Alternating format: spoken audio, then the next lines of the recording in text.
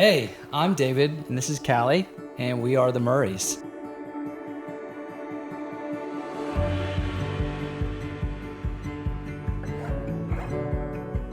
Community became important to us when we first got married.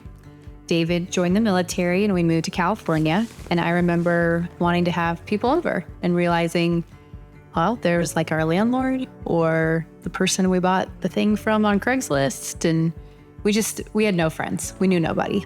And I had one connection to kind of a distant friend from college. And she invited me to a Bible study. And David was enlisted in the military. This was a Bible study with all officer wives, and they probably shouldn't have, by the letter of the law, let me come. But they became our community pretty much overnight, and it was incredible. I feel like we did cookouts with these couples and got to celebrate the really good and the hard times, and we were just so grateful for that. Active duty ended for David and he joined the reserves, and we moved back home to Georgia, and we kind of settled in here in Norcross. And I feel like we had family and we had friends, but there wasn't this like cohesive group. And I remember thinking, I kind of a weird thought, but like if something hard or bad happens, like who's going to rally around us?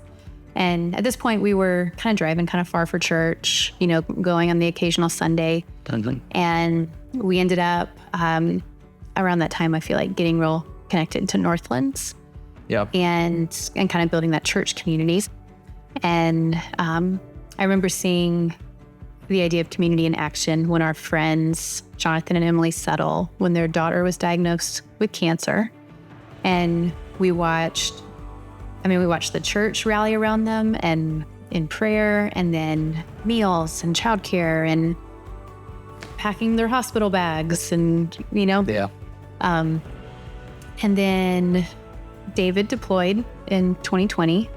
And I remember just feeling the incredible value of community then.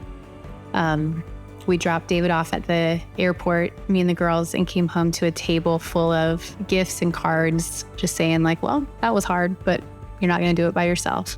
So to back up a little bit, when we first moved to Norcross, we tell the story all the time. If we saw somebody that was under 40 years old walking down the street, we would literally like stop, roll down our window and be like, hey, who are you? And then most of the time it was like, well, we're here visiting our parents. And we're like, all right, well, never mind then. So actually the first version of Marriage Group was us and a bunch of couples our age. And we invited basically people our parents' age to just come give us marriage wisdom. But then basically at some point, all of a sudden we realized, oh my gosh, there's young couples with young kids everywhere in Northcross. And we realized, we're like, oh, actually, we are not in that phase anymore. And it would be really cool to pour into them, which in some ways I think was us saying that's not something we had directly when we were that age. And so we were like, let's reboot Marriage Group. And instead of inviting our parents' age, let's invite like our friends to come share wisdom. Yeah, the Marriage Group became a group of, what is it now? 25 couples. Almost all are within walking distance of our house. And they meet here in this room once a month. And we share a meal together, and then we come and sit, and usually we'll interview another couple or we'll talk about some sort of topic.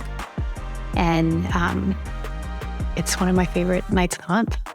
Yeah, it really is cool. It's cool now because I think it's been going on long enough. It's like, what are we on? Like, this is our third year of it, that we've gotten to just see it grow, both, I guess in size, but mostly just in depth. I remember, I think it was the first year we told them like, hey, the benefit of this group and this community is going to be limited by basically our willingness to be vulnerable with each other and to sit in hard things. It was actually funny. I was reading Romans 12 this morning of rejoice with those who are rejoicing and weep with those who weep. And we all fill that role at some point or another within our community. And it's cool to see people who 2 years ago were mourning and now are rejoicing, and vice versa. That it's just like the full life cycle, I guess, from gay. It's been cool. I think even with Marriage Group, we thought, I think number one, like it's like, oh, we're busy. Like we can't add another commitment. But then at some point it's like, well, this is one night a month. We can do that. And then there was this idea of like, I'm not a great cook, but I can throw a potluck. And so at some point let's make this a potluck. Yeah. And that's actually been pretty epic. And yeah. And then I mean, we live in like an old quirky house with small broken up rooms. And so at some point, if you're having 40 people over for dinner, it was kind of this like, is this the right place? But it's become pretty special. And I feel like our like little weird kitchen has gone through this little DIY makeover. Yeah. And they would come and our counters were gone, but it's plywood, and everyone's eating off of that. And people just spread out in the house. And I love the feel of it. Our kids love the feel of it, I think. And then I think there was that objection of like, who are we to lead this or to teach it? But at some point we thought like, well, we've got some stories to share and we've got friends with stories to share. So. Yeah, I think just to maybe put a bow on that, if you really believe that everything is God's, then that includes your time. That includes your house, that includes your relationships, that, yeah.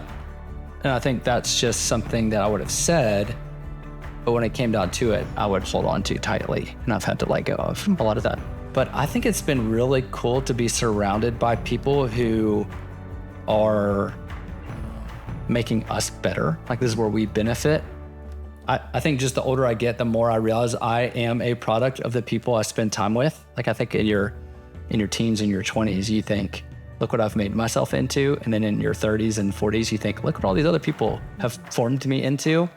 And so just in a world where we're being formed by things all the time, and marriages are being formed by things all the time, like for at least one night a month, we're around people who are like turning us into something else and forming us into something else. And I think that's cool. And something I don't know if I thought about it that way when we started it. Yeah. Like nobody gets community on accident in my mind. And even if you have it on accident, like almost in some ways how we were raised, I feel like we had it, you won't be in it forever unless you work on it and tend to it and cultivate it. And so I think I would just encourage people just to start with a group. And that may not be your community for the next 10 years, but it could be your community for the next 6 months or a year. And I think it makes me sad to think about if people, like if somebody leaves Northlands and never found community, it feels like such a shame because it's there and people want you in it.